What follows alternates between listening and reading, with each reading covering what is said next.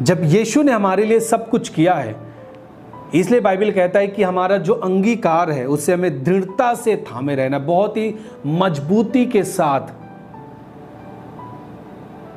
अरे हो सकता है या नहीं हो सकता। प्रभु ने तो कहा कि बाइबल में लिखा है कि जो कुछ काम कर उसके नाम को लेके कर, तब हम सफल होते हैं। परंतु हो कि ना हो, आप अपने अंगीकार में दृढ़ नहीं रह पाते, आपका रिजल्ट अच्छा नहीं होता। हाँ, यहोवा मेरा चरवाहा, मुझे कुछ घटी ना होगी, परंतु आप उस बात को दृढ़ता के साथ नहीं थामते। जो आपका अंगीकार है वो दृढ़ नहीं है, वो ठहरा हुआ अंगीकार नहीं है। आप उस अंगीकार पे दृढ़ नहीं है, फोकस करके नहीं रखें। जैसे कभी आप कुछ चीज़ें, मान लीजिए एक नहर या फिर एक नाली है, आप उसे पार करना चाहते हो, थोड़ा बड़ा है, और आप कुछ चीज़ें रखते हैं बीच में पार होने के लिए, लेकिन आप मजबूताई का कोई चीज़ नहीं रखते, तो आप क्या होगा कि आप जब उस पर चलेंगे वो आपको इधर उधर करके वो गिरा देगी। परंतु एक मजबूत चीज़ को जब आप रखते हैं, आप आराम से पार हो जाते हैं। वो है आपका अंगीकार। जब आप प्रभु में चल रहे हैं, जो आपका अंगीकार है, जो आपको मार्ग दिखाएगा, जो आपको पार करेगा, उसका वो चीज़ जो है वो आपको मजबूताई के साथ होनी चाहिए। बहुत ही दृढ़ता के साथ अंगीकार करना है कि यहोवा मेरा चरवाहा, मुझे कुछ घटी नहीं होगी, मैं गरीबी में नहीं रहूँगा। मेरी जो बुद्धि, जो मैं अपने सब्जेक्ट को, अपने विषय को पढ़ता हूँ और भूल जाता हूँ, मुझे याद नहीं होता, मेरी बुद्धि अच्छी होगी, क्योंकि याकूब कहता है कि बुद्धि मांग, जिसको बुद्धि की घटी है मुझसे मांग, परमेश्वर से मांग, जो बिना उलाहना दिए देता है और उसे दिया जाएगा। परमेश्वर का भय बुद्धि की शुरुआत है। जब आप दृढ़ता के साथ बोलते हैं, अंगीकार करते हैं, वो चीजें आपके जीवन में घटित होने लगती हैं। हालेलुया। ये केवल मैं बाइबल से पढ़ के नहीं बता रहा हूं, परंतु मेरा ये अनुभव है।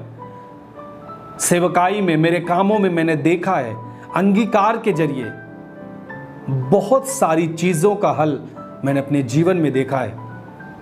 हालेलुया। और वो आपका अंगीकार जो है वो दृढ़ता के साथ होना चाहिए।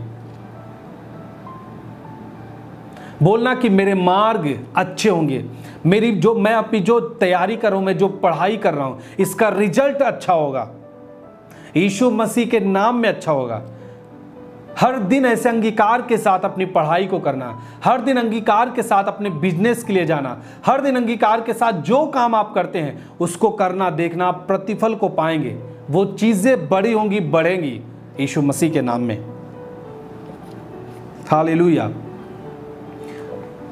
कोई भी बीमारी है, दुर्बलता है, अंगीकार के साथ उसे बोलो, फेथ के साथ, दृढ़ता के साथ, एक दृढ़ अंगीकार के साथ बोलना कि यीशु मेरे पिताजी को चंगा करेंगे, क्योंकि उसने अपनी पीठ पे कोड़े की मार को सहा है, उसने रोगों को सह लिया है, हमारी बीमारियों को सह लिया है। अब बीमारी मेरे पिताजी का हिस्सा नहीं है, मेरे पिताजी अच्छे होंगे यीशु मसीह के नाम में, मैं अच्छा होऊंगा यीशु मसीह के नाम में, मैं अपनी चंगाई को ग्रहण करता हूं। जब आप इस फेथ से कहते हैं, वो आपके जीवन में काम करता है।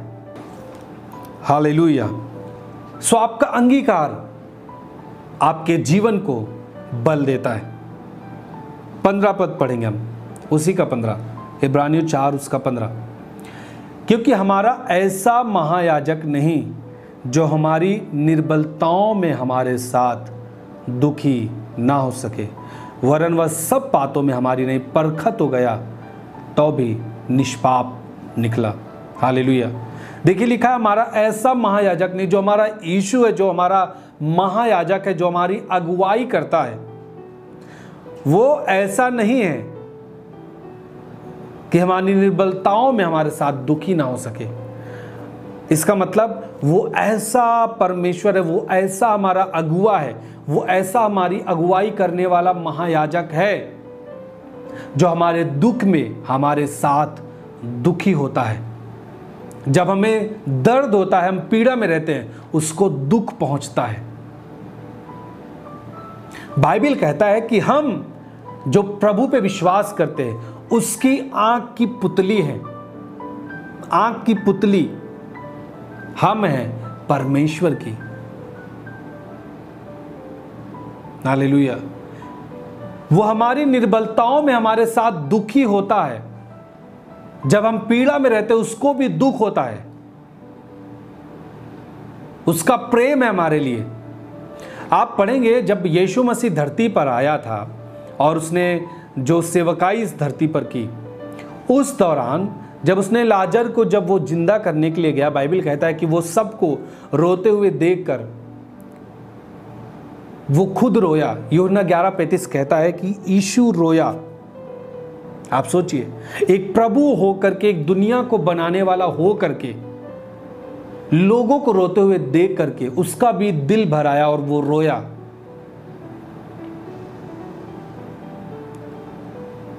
उसका प्रेम बहुत बड़ा है। एक व्यक्ति जो उसके साथ है वही समझ सकता है कि यीशु एक व्यक्ति से, इस मानव जाति से कितना प्रेम करता है। मैं आपको बताना चाहता हूं, यीशु आपसे प्रेम करता है मेरे प्रियो।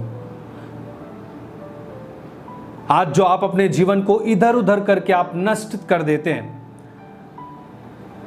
आप अपने जीवन को मर्जी के अनुसार, अपनी मर्जी के अनुसार लेके चलते हैं, यीशु बहुत ही दुखी होता है। वो चाहता है कि व्यक्ति, जो एक व्यक्ति है, जो मानव शरीर में, जो परमेश्वर की संतान है, वो उसकी मर्जी के अनुसार चले। लाजर को मरने से यीशु रोया, इसका मतलब है उसका लगाव था अपने लोगों के साथ। जो लोग रो रहे थे उनके साथ उसका लगाव था।